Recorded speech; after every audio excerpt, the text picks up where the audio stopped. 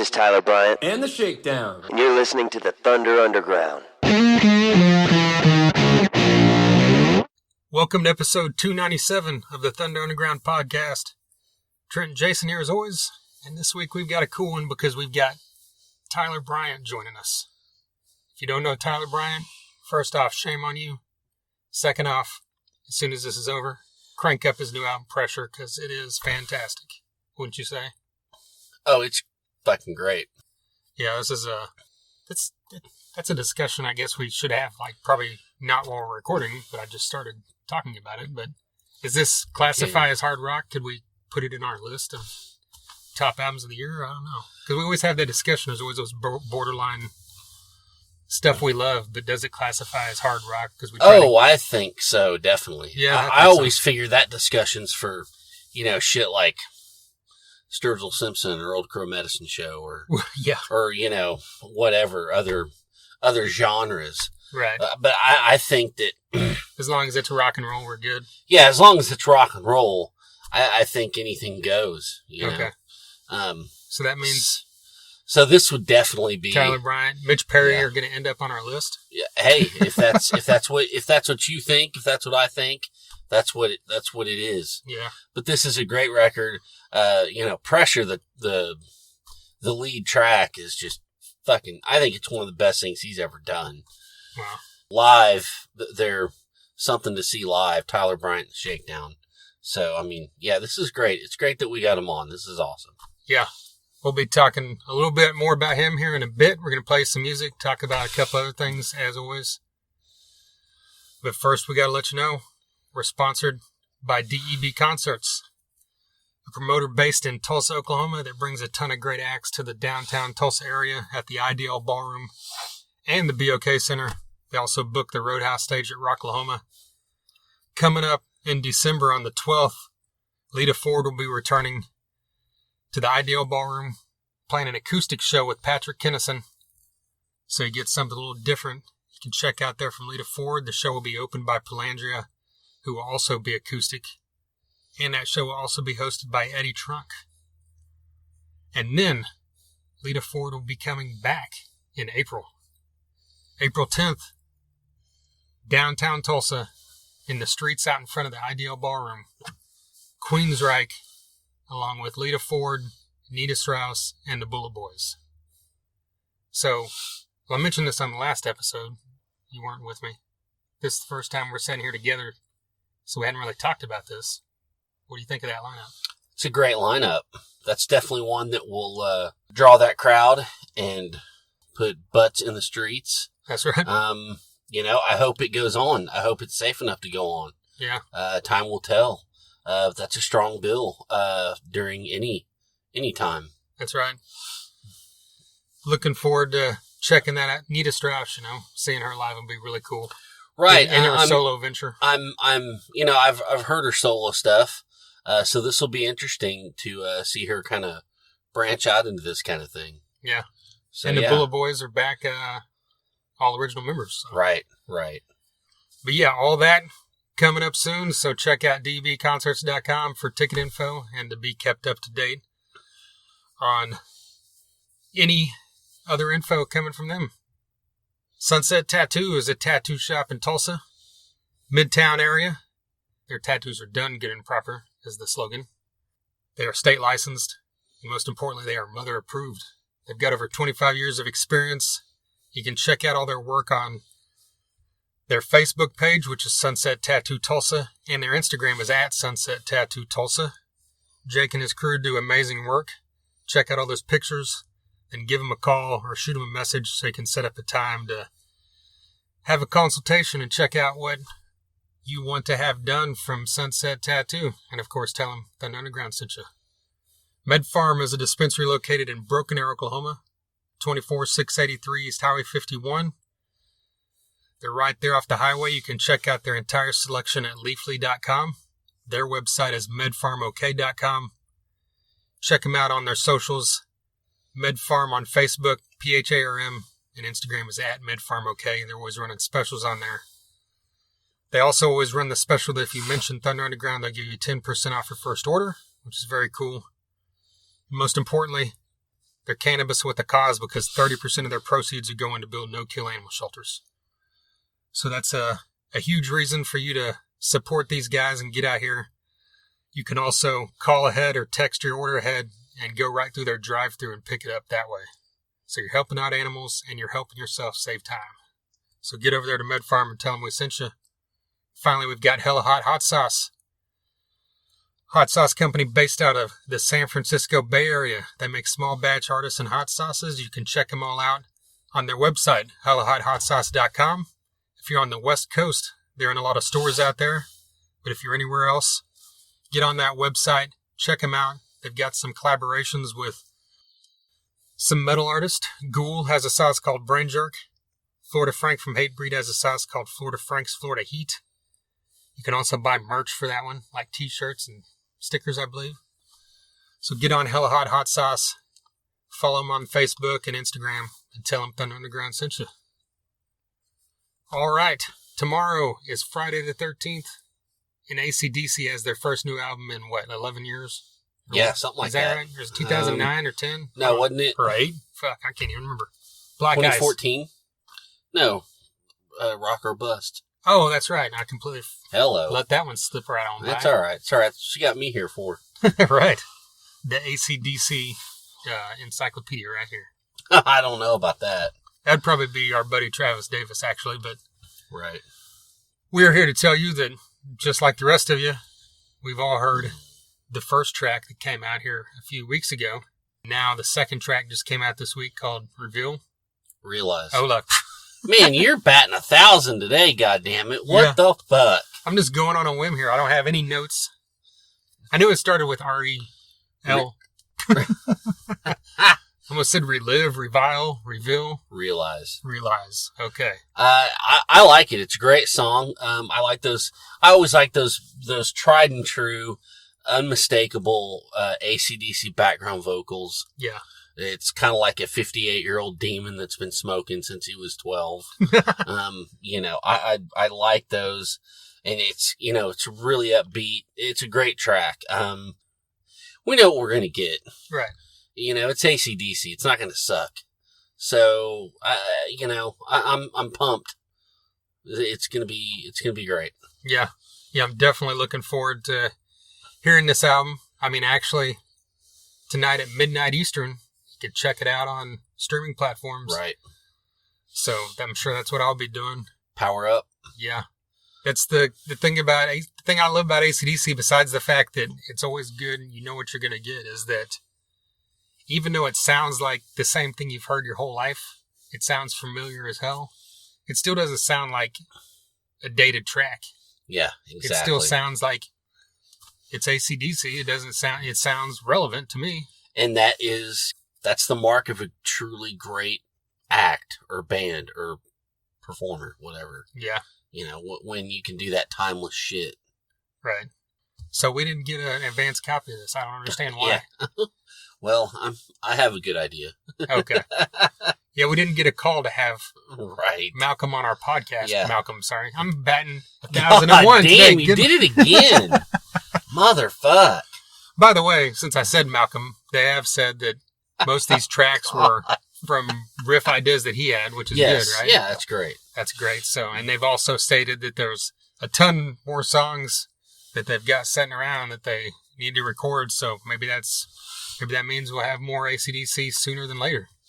Right. Well, I doubt it, but I don't know. You never know. I mean, it's going to be at least a year before you can have huge arena shows. That's true. So AC/DC won't be. So they might be like, fuck it. Let's do another one, which would be unprecedented because they usually go like 9 years between albums or whatever the shit it is. It'll be 6 like years or something. It'll be like the 70s AC/DC pumping it out every year. Exactly. So that would be cool. Time will tell, I guess. All right, so let's play some music. Okay. We've got a track here that came out, I believe it came out in August, from In Theory. We played them before on the podcast. I believe it was late last year. Their track She's Gone from the Go-Go Tuner family album that came out. It's a great album. It has a lot of different people on it. We talked all about that on our episode with Mike Mostert, who is the guitarist for In Theory. But In Theory is now put out this song. They've got some more music coming soon. They're focusing on this band, so let's check it out. Here's In Theory, Heroes.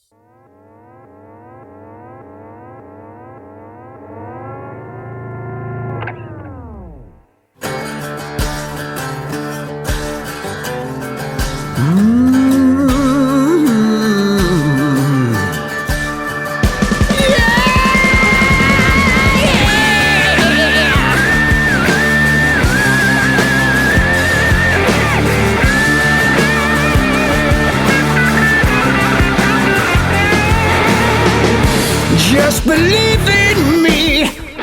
Can you testify? World of trust and blame in my mind. Is it in my mind? I see, but am I blind? In my mind, I see, but am I blind?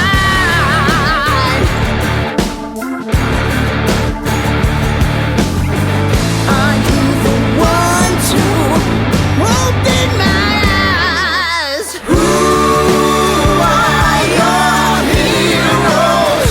And do they lie?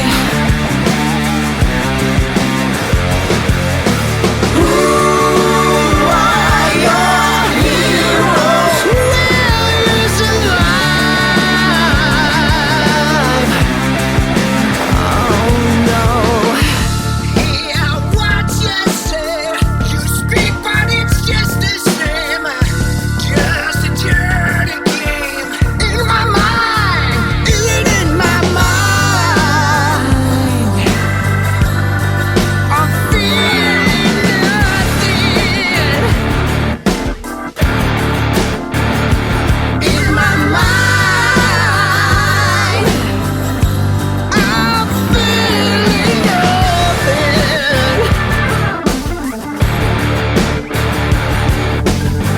Are you the one to open my eyes?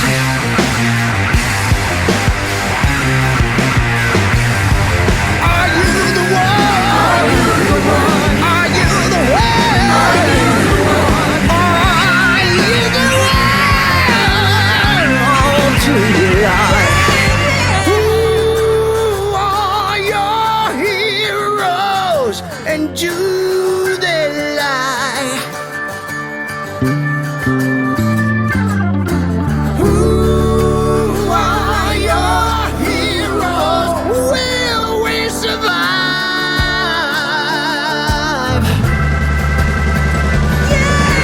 Who are your heroes? And do they lie? Who are your heroes? Will we survive?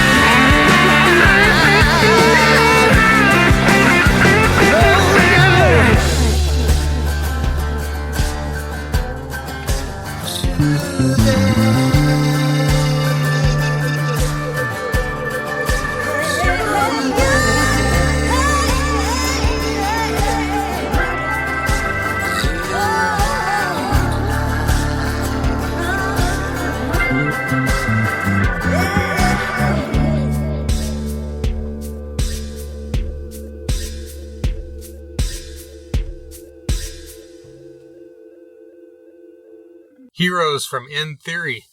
Brand new track from them featuring Mike Mostert on guitar, Tony Cavino on vocals. Man, that dude's voice is something else. It's got a Glenn Hughes vibe going on there a lot of times, I think. And Glenn Hughes has been on this podcast, by the way. I love saying that anytime I can. Right. Yeah, this is a great song. It was kind of like blues prog in a way.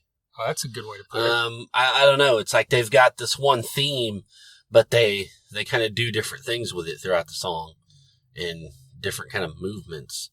Man, that's a great way to describe it. I didn't even think about that. So I just, that's kind of the thing that, Like, let's do the riff like this, and then let's do it like this. Let's have the same thing, but do it like this. I don't know. That's just me, first listen. Maybe I should listen to it again. But it was kind of interesting. Yeah, it's really cool. It was like a few different parts in one song, but they all meld together perfectly. Yeah, it's kind of off the same thing. I don't know. Right. I get what you're saying. But yeah, check out, like I said, Mike Mostert was on here earlier this year.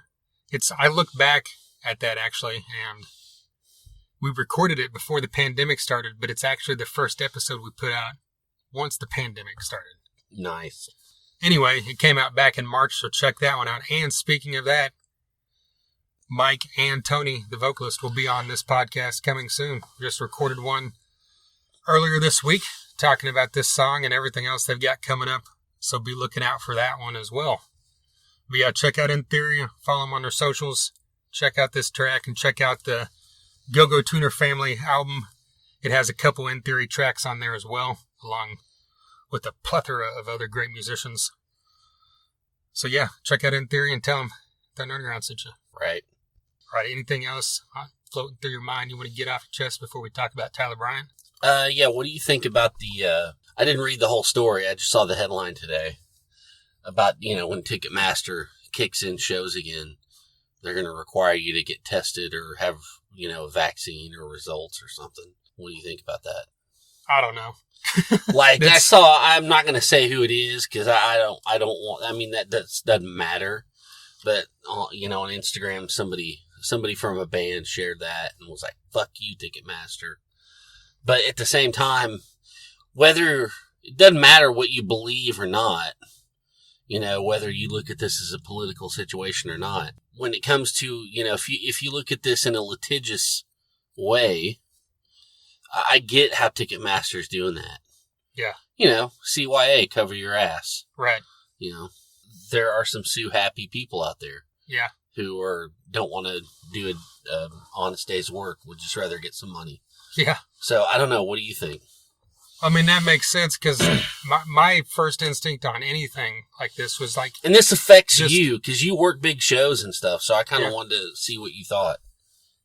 Yeah, this is a discussion I've had kind of in somewhat detail with our friend Tommy. Right. Because, he's way more involved with that than I am. But, I'd mentioned at one point, you could just have people sign a waiver. He's the person that mentioned that would not fly as far as the law goes. Really? Well, yeah. He's like, I don't remember exactly why. But if anyone knows the law, it's him. Yeah. He's like, it's just too complicated or whatever. And so that's probably why Ticketmaster's doing something like that instead. Yeah. And my first instinct when I saw that headline was kind of what you said. It's going to piss off more people than people that even, I'm not talking about politically. It's just going to it's just going to convolute shit, which is already going to happen anyway. Right. But and you've heard I've heard other things about festivals, we're going to have to check people every day and all this stuff. I'm like, there's no way you can logistically do that in a timely manner and have it be up to date and accurate. Right. Can't have people stand in a line and do rapid tests or whatever and to get in line, or show up with a piece of paper that says, I got a test, last week. That doesn't mean shit. Yeah, because on top of running the risk of being liable, well, what if, you could get a lot more people sick? Yeah. So I don't know. I don't know what the answer is on that. I think that, just like everything else that's going on, you see several major bands like Metallica just now pushed back their shows in December, which everybody knew wasn't going to happen. Yeah, the South America. Yeah. But stuff like that where you see bands having to keep rescheduling dates so they have them on the books. Mm-hmm. I think this type of thing is going to be ever evolving up until the point that it's actually okay, we can do a festival or we can do an arena show or whatever, October of 2021 or January of 2022, whenever. I think we won't know until we get closer to that, really how they're going to have to handle shit. Right. I just, this is my opinion. Doesn't mean shit. This is just me. I just wish, it seems like people are just really hoping, so they just kind of will it to be, and we're going to book this and this and this. It's like, you know what? Unless there's a 2022 after it, just stand down. Just don't even worry about it. But I think it's like a necessity. I see, and that's not. I know there's money Like you involved. There's jobs. I get it. But I mean, it's a necessity and a fact of like, say the Megadeth Lamb of God tour. It's like we got to book these dates just so we have that date in case we can do it. Yeah. Then if it comes next spring and it's looking like, oh, okay, this isn't going to happen, then it's like, okay, let's rebook it for 2022. But I think it's just like an ongoing thing. Yeah, I get that. You're probably right. They just have to have it there just so like people aren't scrambling next year. Yeah. To grab up a date if it's possible to do a show, on a big scale at least. So I don't know. Just like all this other crap, we'll find out. I think by next spring we'll know pretty well like what's going to happen at least through the summer. Yeah, probably even into the fall. And see, and that's the thing is like we're having a conversation like this, and there's nothing we can do to end this conversation on like a sharp point. Right. It's just there like, really is. We stopped talking. Okay. We just have to stop. Okay. Well, Tyler Bryant. You don't know because this shit is so crazy and it's ever changing. We really don't know what the fuck's going to happen. Yeah. And you can't put a period on any of it. Yeah. So it's just, we're living through some history, man. We are. That's right. Like it or not. Like people you're on have this joked side about or that side. We are living through some history. Like some people have joked about it. I don't even think it's a joke. It's truth. It's like 20 years from now, 30 years from now, kids in a school will have a history book that has full chapters dedicated to sections of just this year. Yeah. Oh, yeah. Or the 2020, 21, that era of time, Yeah, it'll be like, it'll be a unit. Remember in elementary school, we used to have units? Yeah. Like the dinosaur unit? Yeah. Or, the Constitution unit? Yeah. They're going to have the 2020 unit. Right. It like lasts all week. Yeah, the day one's going to be about the pandemic. Day two's going to be about politics. Day three's going to be about murder hornets. I don't know. Yeah, exactly. Today we're going to talk about the fucking giant Cheeto man with the fucking crazy hair. And then tomorrow we're going to talk about the sleepy guy with the fucking plastic surgery that ran against him. I mean, it's fucking crazy. Yeah. But that is probably going to be a thing, yes. Yeah. I got a transition for you. Okay. The last festival that I worked was Exit 111 in Tennessee. And Tyler Bryant and Shakedown was there. Man. And I saw him. Okay. So you've seen him more than me. I've only seen him at the Seven Dust and Clutch show. We saw him at Rocklahoma, right? On the side stage? No, that was the day. It was all fucked. It was all so far back and forth. Oh, okay. So yeah, I guess I have seen him more than you. Yeah, I missed him that time. Okay. But we both saw him at the Seven Dust Clutch tour. Yes. They were opening that. And that's actually one of the things that we talk about here in this interview. Just such a fantastic bill because, Clutch has always been great about mixing it up with the people they tour with. Which everybody should. Yeah, but it's like when you see that kind of like listed out, it's like, it looks a little like, wow, that's kind of odd. But when you hear it, it's not, because Tyler Bryant and Shakedown, they're like blues rock power. Yeah. And when they bring it live, it's even heavier than what you're hearing on record, just because of the power of these guys live. He even mentions in here that, Seven Dust, they played the Grass Pop Metal Festival. I didn't even know that until he mentioned that in this interview. Yeah, I didn't know that. And holy shit. But just think about the versatility of this band. They went on tour with, like, those two bands. They went on tour, or they opened several shows for Guns N' Roses. Yeah. Then they went on tour with Blackstone Cherry. Yeah. They went on tour with Blackberry Smoke. Yeah. This band can go on tour with anybody. And that's the thing. I hate to deviate from this band right now, but it's the same thing we said about Blackstone Cherry a couple weeks ago. Yeah. Yeah, but it's the same thing where, like, back in the day when Soundgarden, Pantera, and Skid Row toured together. Yeah. Or, when Lynyrd Skynyrd and Black Sabbath would tour together. Yeah. Or as recent... Motley Crue, Typo Negative, King's X. Yeah, exactly. Good point. And I didn't think about that one. Good one. And also, it was recently, even though it was canceled, Metallica with Greta Van Fleet. Yeah. Say what you want. That's crazy. And that's kind of I think that's what needs to happen. I hope to see more of that because I think that would kind of help out, rock in general. In Clutch, Seven Dust and Tyler Bryant and the Shakedown was one of those bills. It was like, this is what I'm fucking talking about. Yeah. And like we talked about right off the top here, the album Pressure came out last month, and it's fantastic.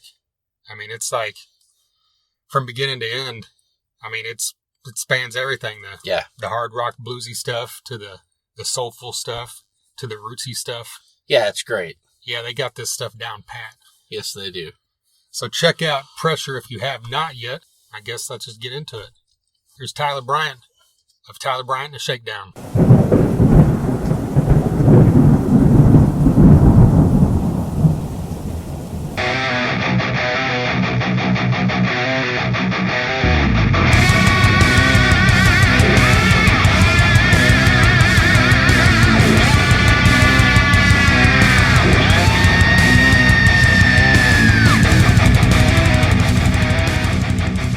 Was this album completed prior to the pandemic, or was this something you guys have still been working on over the past few months? No, this album was sort of our response to the pandemic and to all of our shows getting canceled. We were planning on being on the road all year long, and then like every other band, all of our shows got canceled, and we just kind of circled the wagons and decided that we didn't want to not make music, so we just got together and started jamming and decided we would make an EP. It started out as we were going to make a 4-song EP, and that turned into a 13-song album. Was it like harder recording during the pandemic? I mean, at first, were like studios open, or do you have your own studio? How did all that go? Yeah, I mean, we were looking at we were looking at different studios that we would potentially like to work at here in Nashville, and everything was just shutting down. And so we called our good friend Roger Allen Nichols and said, "Hey, we got a crazy idea. We want to make a record in our home studio. Like I have a studio in my house, like in my basement, that I use to make demos when I'm writing. But the thing is, with a lot of the demos that we make, you end up capturing a vibe and sort of a magic that's often hard to recreate once you get into the studio to do it for real. So we thought, well, why don't we just do it for real to begin with? And just, I think we called Roger to get him to push it that extra 10, 20% sonically, because that's something that whenever you're in the writing process, in the creative process, recording, like I don't want to have to think about the snare drum sound or if the mic is placed in the right spot. And he kind of came over and helped us in that regard, and as well as creatively, musically. Gotcha. Well, you guys recently released Holding My Breath. Like, how did the guest spot working with Charlie Starr come about? Oh man, well, we toured with Blackberry Smoke. Charlie's just a great friend of mine, and he's one of my favorite singers of all time. And whenever we started talking about having a high harmony on that song, and he came to my mind immediately. I thought, it would be so sick to have him singing that. Just from like a fan's perspective, like me being a fan of him, I was like, it would be just awesome to have him singing on one of our songs. Yeah. Did you have the song ready to go when you asked him to do it, or was he involved in the writing or anything? Yeah. No, he wasn't involved in the writing of the song. Actually, I had the song, we already had it mixed whenever I kind of had the idea. So we were getting near the end of the process. Like we were in the mix phase. I asked him if he would sing on it, and I sent him the song, and I didn't hear back from him for a second. And then we actually went and we finished the mixes, got the record mastered, and then I sent Charlie the masters, and he said, "Hey, do you still want me to sing on that song?" And I was like, "Yeah." We had it remastered with his vocal. Nice. Now that we've heard that song and we've heard Crazy Days, what else could fans expect on this album that's like maybe a progression from the previous albums?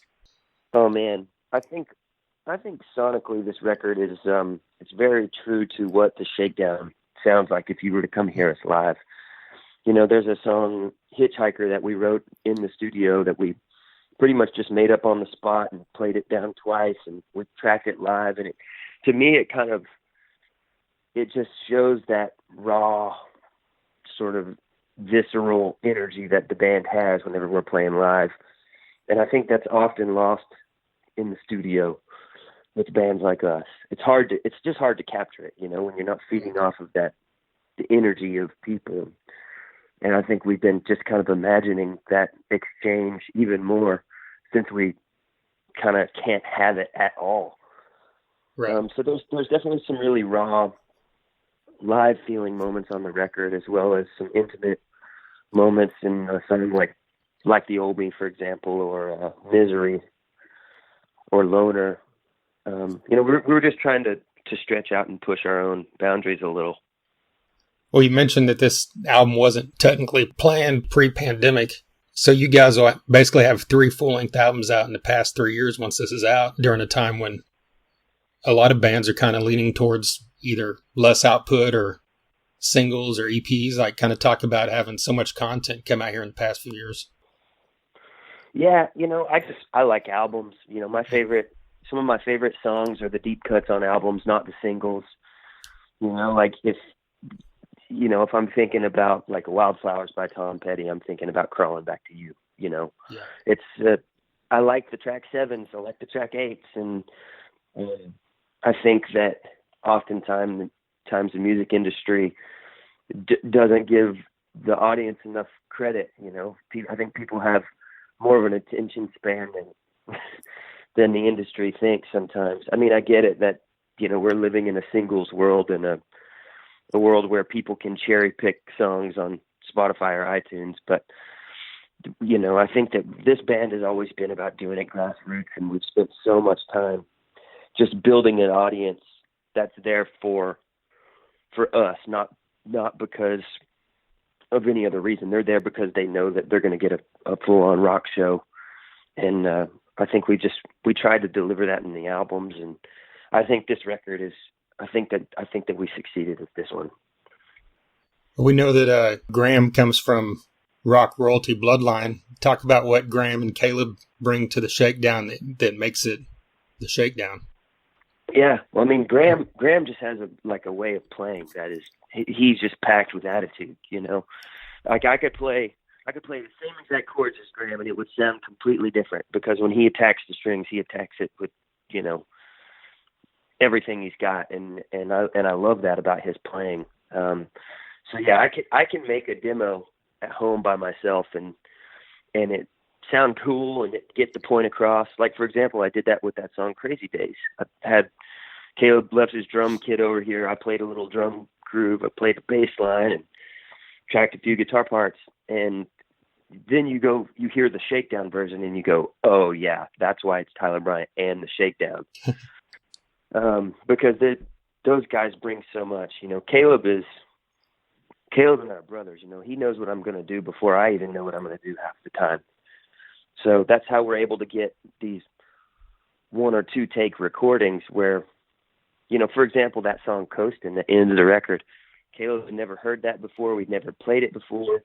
He was in a different room, couldn't see me, and we played it down once. And that's the record version. And that's the record ends with me going, nice work, Seacross. Because I was just like, you got to be kidding me. He just nailed that. So it's, that's just from being on the road for year after year, spending so much time together. Yeah, man, I'm lucky to play with those guys. Most recent time I saw you guys live was on the Clutch 7 Dust tour, and I thought that was an amazing lineup of, diverse styles overall. Like, how did crowds react to you guys since you were, a little more blues based than the other 2 bands are? Yeah, I mean, it was awesome. I think, Clutch tends to lean a little bit more bluesy than 7 Dust, but all in all, I think that the fans were really cool and receptive, and I do like that rock and roll is so diverse, and that was what was so appealing about that tour to us. Was we were going, when have we ever played for a lot of 7 Dust fans? We haven't done a lot of touring with bands that play that more like modern mainstream rock, so we thought it would be kind of cool. And Clutch is one of our favorite bands, so I think it went pretty well. With everything going on this year specifically, how important do you feel new music is during a time like this?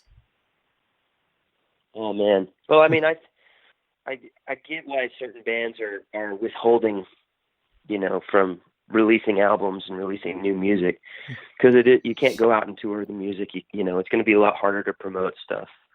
But as a fan of music, I've found myself like desperately searching for things to keep me inspired, to keep me positive, to keep me rocking. And that's sort of what this album was for us. It was just our way to keep going and to stay positive. And I hope that this record is able to do that for our audience. But I do think it's important. Well, you mentioned kind of not being able to promote the album on the road. Like, do you guys have any things planned in mind in a way to promote Fresher in the coming months? Yeah, well, I guess it's on Friday, our release day, October 16th. We're doing an album release show. We've pre-recorded the show, but we essentially had to build a venue where we rented lights, brought out all the sound equipment, recorded the show, hired a camera crew, and put together a full-on concert, as best as we could. And so it'll be hosted on our website, and there will be a live chat where the band will be in there interacting with fans all over the world. That's the cool thing about it is, you can do one show and it's not just for the people of Lexington, Kentucky, or Nashville, Tennessee, or Paris, France. The whole world can tune in. So that's what's kind of cool about it. But, we're just trying to make the most of that situation. And from there, I think we're just going to take it as it comes. But when you record a show like that, is it odd, like feeling without the crowd energy there? Does it just feel kind of like a rehearsal? Yeah, it feels a lot like sound check. Yeah. That's the thing. It's like we can sound check with the shakedown and it beat and it sound cool, but then whenever the crowd gets in there, it just amplifies the energy. So I think that we were very mindful of that when we were recording this album release show. It's like, most of the show I have my eyes closed and I'm just reminiscing on all of these shows we've had in the past and just trying to imagine who it's for and, put that intention into the performance, because I think that's the only way it gets across is by really, making the intention very pointed. And I think that hopefully our fans will feel that with this show. Well, something else you guys were involved with this year is that song ROCK from Ray Wiley Hubbard. Like, did he contact you guys to be involved with that? How did that whole process come about? Man, it's a great story, actually. We were playing the Grass Pop Metal Meeting. I want to say it was, I don't remember where it was, like Belgium or something, or the Netherlands. I'm not sure exactly where it was. We're playing Metal Festival, and we played fairly early in the day and had the day to chill and watch some bands. And we were doing press after our set backstage, and one of the things we did for press was carpool karaoke. Okay. And I just thought it would be hilarious to do Snake Farm at a metal festival wherever we were. And just because nobody there had heard that song before. So we're doing, everybody was doing like Slayer or Slipknot or whatever. And I was like, let's do Ray Wiley Hubbard's Snake Farm. And everyone thought it was the funniest song, which is a great song. But they posted it on Twitter, and the next day I had a message from Ray Wiley Hubbard saying, hey, I'd love to write a song with you. And then he started sending me ideas. Wow. And we struck up a friendship. He came to Nashville, and, we went and had lunch. And then, over lunch, we started talking. It's like, hey, you want to go jam? And next thing you know, we'd written a handful of songs and recorded them. And that song, Rock, is basically, that was the demo that we recorded when we wrote the song. Like the demo versions what came out, you mean? Yeah, we just we recorded the song, just right then and there, and that's what ended up on his record. So it's kind of what I was talking about doing the record here at the home studio, because you start to capture a vibe and a magic, and I don't think that we could do that song that way again, because he sang it down once and was just having fun. And I think that was kind of the whole point of this record that we made, was just to have fun like that and not like take it so seriously. Yeah. I mean, you've obviously done a lot of stuff this year as far as recording goes. And like you said, you recorded that show recently, but without being able to tour and be out playing more often, what have you done to keep your voice, fresh and in shape? Oh man. Well, I mean, I've been writing songs and recording them. That's kind of it. I'm constantly playing and singing. It's not something, I don't go a day without doing that. Okay. So I'm sure that my wife wished that I did sometimes, but I don't. Yeah. Speaking of this year being kind of weird and outside of the recording the album and everything, how have you been spending your personal time during the downtime of the pandemic? Well, I got some fishing done early on in the year, which was great. I love to fish. That's one of my favorite things to do. Been enjoying doing some hiking. We just took a little trip to the Smoky Mountains and hiked up Mount LeConte, which was really cool. It was like 11 miles, 5.5 up, 5.5 down. Felt like someone took a baseball bat to my legs. And then, just stuff like that, trying to just enjoy time, outside. Been doing a lot of cooking outside. Just, I've been building out my home studio, and I've been producing and engineering this gospel album for an artist named Frankie Ballard, which has, been very fun and creatively rewarding as well. I got to engineer a record for my wife's band Larkin Poe, which, whenever you're engineering a record, it's a lot different than when you're playing on a record, because then I'm focused more on the nerdy sonic elements, which is very fun, and I totally love it. So, is that something you've been involved with for a while, or is that more recent? I've done it for the Shakedown a lot, but recently I've started doing it with other artists. The Ray Wiley Hubbard thing was something, I think that was sort of an eye opener for me, where I heard the song on his record and I was like, man, that was just something that we made. And I think that there's this idea that you kind of have, or a lot of artists have, that's, we have to go into a really nice studio and spend all of our money to do something. When the truth is, you just have to have the drive and the willpower, and then you can do it. Because I've still yet to meet a producer who could make me sound better than I sound on my own. I think the idea is, a lot of bands think that, just because you have a big name producer or somebody, that it's going to make you, a star, or, fix whatever is not happening. Which I'm sure that there probably are people who do that. There's also like those people who will replay everything that a band does. But as far as making organic music like we like to make, and, like the records I'm drawn to, I think it's about capturing the vibe. Well, is there stuff you've picked up from the producers the Shakedown has worked with that you use in, your own stuff when you're producing? Oh, absolutely. Absolutely. I mean, I keep a journal, like working with Andy Johns, working with Joel Hamilton, working with Vance Powell. I've learned so much from watching Vance Powell over the years. And same thing with Roger Allen Nichols, who co-produced this record with us. I think he's one of Nashville's best kept secrets. And, it's like going to school when you get to work with these guys. I saw your video that you released the other day of the good ones that you had wrote about, some past musicians that you dedicated to Eddie. Like, I mean, if you don't mind saying, like, what did Eddie Van Halen mean to you personally, and if there was any influence on you at a young age or even still to this day? Oh man, yeah, Eddie meant a great deal to me. My first guitar as a child was a children's version of the Frankenstein Strat. A little mini version. And as I got older and started getting into Van Halen, it was he became one of those guitar heroes that seemed larger than life to me. I mean, there's never been anyone else to do it like that before. So I just keep thinking like, yeah, I feel lucky that I was alive at the same time as him. Yeah.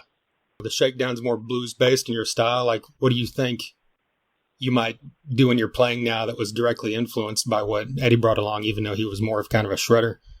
Well, I mean, there's certain things that I've,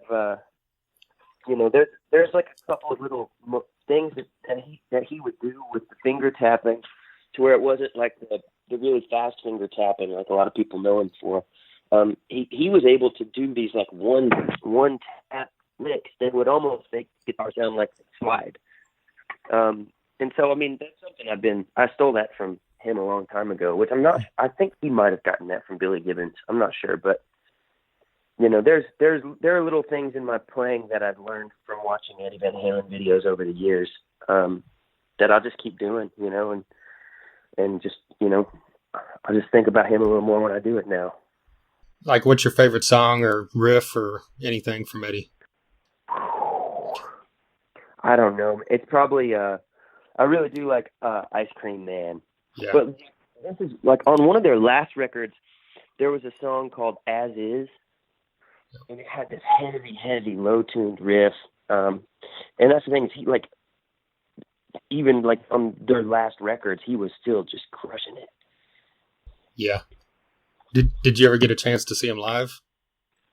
No, I did not, but I wish that I would have. Yeah. Did you? Yeah, but it's been back. I saw him on the Balance Tour in '96. How was it? Oh, it was fantastic. I mean, I kind of came up in that, era where I was a bigger fan of the Hagar era than I was the early stuff. And then as I got older, it's pretty even now, but to be able to see that tour, I love that album, and I just think it's so underrated and underappreciated. So I'm glad I got to see that tour. Yeah.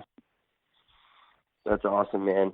Yeah, we got to work with this producer, Andy Johns, who did the For Unlawful Carnal Knowledge record, and he had some great stories. And but yeah, that's the thing, is like I never really got picked a side where it was like David Lee Roth or Sammy Hagar, because to me I was just like Eddie was that band. Like both of those frontmen and singers, and those guys are insane, and they're bringing so much to the table in very different ways. But for me, it was like, cool, if Eddie's there, I'm there. I'm for it. Yeah. Well, yeah. I mean, even if you go back and listen to Van Halen 3 with Gary Cherone, there's a ton of great stuff on there that everybody just kind of dismissed. Yeah, absolutely. Yeah. All right, man. Well, I appreciate you taking the time to do this with me today. Absolutely, brother. I appreciate you supporting us, and look forward to seeing you at a show when the dust settles down. There you go, Tyler Bryant, guitarist, vocalist of Tyler Bryant and the Shakedown. A huge thank you to John Freeman of Freeman Promotions for his continued support of this podcast. And of course, a massive thank you to Tyler Bryant for taking some time out there to talk about everything they've got going on. And it's pretty cool to hear so many bands of like, oh, we had this album done before the pandemic, or the pandemic slowed us down. Where Tyler Bryant and Shakedown, he said, we made this album because of the pandemic, because we weren't on tour. Right. And, that's kind of what you thought more bands would do, but it's like, how studios are. It's hard to make that happen when things are closed down. But so these guys now have 3 albums in the last 4 years. It's great. Yeah. It's great. And they're like, I mean, I would put them up there, with your Rival Sons and these bands that are pumping out content that is fucking amazing. Yeah. That more people need to get on board with. I mean, I know that this isn't the type of music that's ever going to be running up the charts because people suck and they're stupid and they don't like good music. Right. Sorry, that's the real hard fact. Well, yeah, I mean, because on a grand scale, that's always been that way. Yeah. Yeah. Well, I've always said, I think I've mentioned to you a while back, but there should be, when all the shit gets clear, there should be like a festival, like a Rival Sons, Blackstone Cherry, Blackberry Smoke, Tyler Bryant, Greta Van Fleet, like Dirty Honey, just a lot of the like Sheepdogs, a lot of the rock bands, you know. Not Damon the Johnson metal. and the Get Ready. Damon John, perfect. Yeah. And just have like, a rolling festival of like the good fucking rock and roll, the whiskey soaked, no fucking industrial intros or 8-string guitars, you know, Fender Strats, Gibson Les Pauls, Telecaster, fucking rock and roll. I could see the poster now too. It'd be those old school ones with the multicolored background and stars. Yes. Like separating the names. Oh, dude, totally. Or like, you know, big block letters. That fucking Blackstone Cherry Tyler Bryant exactly tour poster. Yeah, that's had what I'm thinking of. Multicolors. It looked like it was that. I mean, that's what we need. That's what needs to fucking happen. Yeah. You know, throw Joyce Wolf on there. There you go. I mean, fuck. Come on. That needs to happen. Yeah. And hey, speaking of those bands, Joyous Wolf, Nick, the singer, has been on this podcast. Been on the show. Damon Johnson has been on this podcast 4 times. 4 times. Tyler Bryant has technically been on here now twice, even though the first time was a little bit of what you just heard. But our episode from a couple weeks ago, or probably 3 weeks ago now, episode 292, was an Eddie Van Halen tribute. Mm-hmm. We had 14 guests on it, Tyler Bryant being one of them. So check that out. It's also got members of Tesla and Slaughter and Helmet and a long list of guys that joined us on that, which is very cool. So dig back through everything. We've had on, guys from both the bands we talked about, Tyler Bryant touring with earlier, Clutch and Seven Dust. We've had on guys from Kiss, Guns N' Roses, Avatar, Megadeth, Testament, Warrant, Sons of Texas, Junkyard, Great White. A long-ass list that you can dig through everything on NeathUnderground.com. You can listen right there. You can listen pretty much anywhere podcasts are heard. Spotify, all those great places. Follow us on all our socials. They're also right there on the website. Click like, share, all that great stuff. Anytime you see a post, that greatly helps out. YouTube, at The Thunder Underground. Subscribe there. We've got recent reviews of the new Alter Bridge EP, the new Saul album.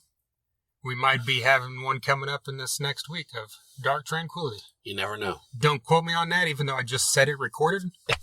But regardless, on that note, next Friday the 20th, Dark Tranquility's new album comes out. And the vocalist, Michael, will be on this podcast very soon. Yes. Hey, it could be the next guest. We don't really know. We haven't planned that out. But there's a lot of guests that we have recorded. So coming up next, it could be Michael from Dark Tranquility. It could be Paige Hamilton from Helmet. It could be Mike Spreitzer from Devil Driver. It could be the almighty John Corabi.